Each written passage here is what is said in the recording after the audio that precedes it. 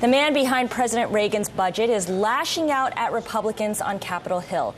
David Stockman wrote a New York Times editorial where he said the country's public debt could soon reach Greece-scale proportions. He wrote that such a high deficit makes it, quote, unseemly for the Senate Minority Leader, Mitch McConnell, to insist that the nation's wealthiest taxpayers be spared even a 3 percentage point rate increase.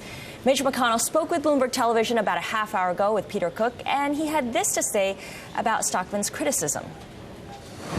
This is the same Stockman who wrote a book trashing Ronald Reagan while he was working for Ronald Reagan. So we're not inclined to take his advice. It was bad then and it's bad now. McConnell also weighed in on the Obama administration's attitude towards business, saying, quote, anybody in America would say this is a very anti-business administration. So for more on this showdown over taxes, I want to bring in David Stockman live on the phone, as well as our own Peter Cook, who spoke with Senator McConnell earlier on.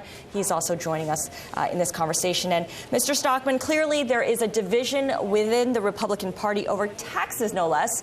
Why are you saying we need to let those tax cuts expire? Well, I think because we've tried to cut spending for 30 years. That's where we started with Reagan in the early 1980s. Made a small amount of progress.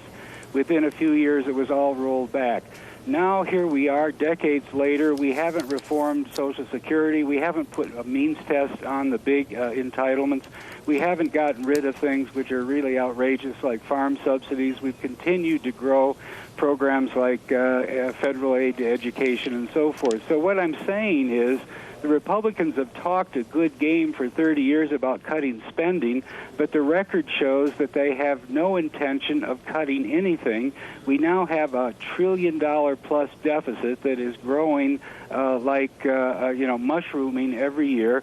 And it's time to put up or shut up. We can't continue to issue $100 billion of bonds every month, which we're doing, and hope that somebody somewhere in the world will buy them. This is a very dangerous policy, and I think people like McConnell, who pretend they want to cut spending and never do, and then criticize everyone else for the reluctant step that we have to take to raise revenue, are really the worst kind of politicians. The Republican Party really is an embarrassment. Mr. Stockman, let me jump in if I could, sir.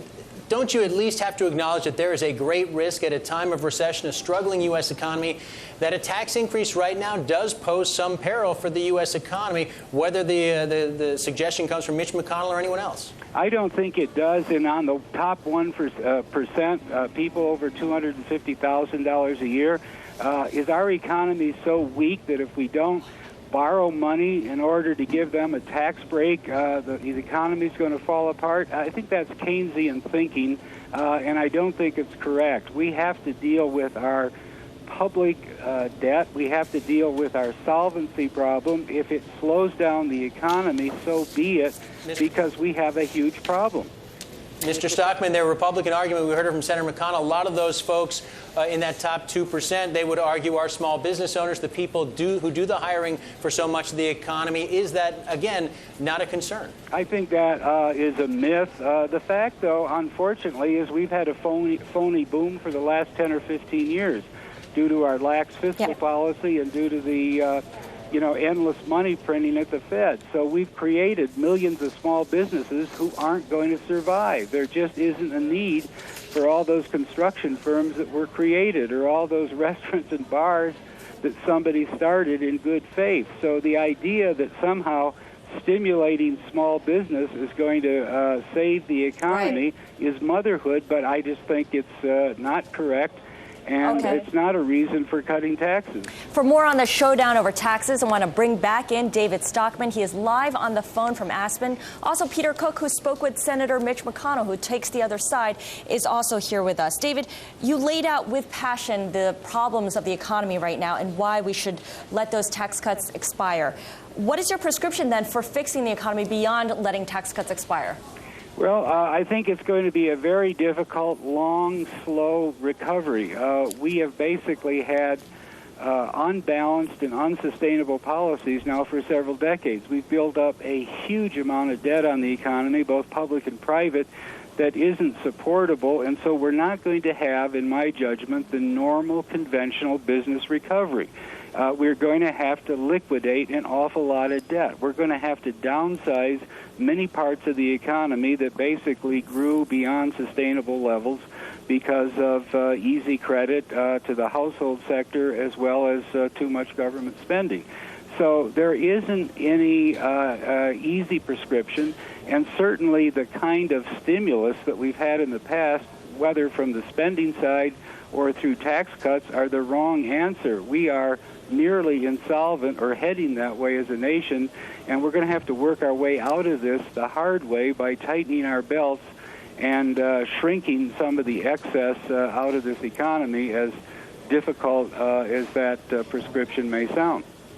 David Stockman, it's Peter Cook again. What is your level of optimism, if you have any, about the president's deficit commission, that they could come up with some sort of proposal that would actually try and address these issues in a serious fashion and might actually win the approval of Congress? Those are two parts of your question. I think there's some very good people on that commission. I think they are earnest, and they are reviewing the obvious and pretty indisputable facts of our fiscal situation. I think they'll recommend a reasonable blueprint that has both revenue increases and spending cuts and reforms to close this gigantic fiscal gap. But I think they'll be totally ignored by the Congress, because the Democrats want to cut nothing and will throw their bodies in front of the bus if necessary, and the Republicans demagogue completely the tax issue. You can't. At one point in time in history, Republicans were willing to raise taxes if all else failed. Now you have a Republican Party that turns, the tax issue into a bloody shirt and is creating, I think, an enormous amount of fear and dysfunctionality in our political system. So I have no hope that anything will be implemented from the commission, no matter how strong its recommendations are. All right.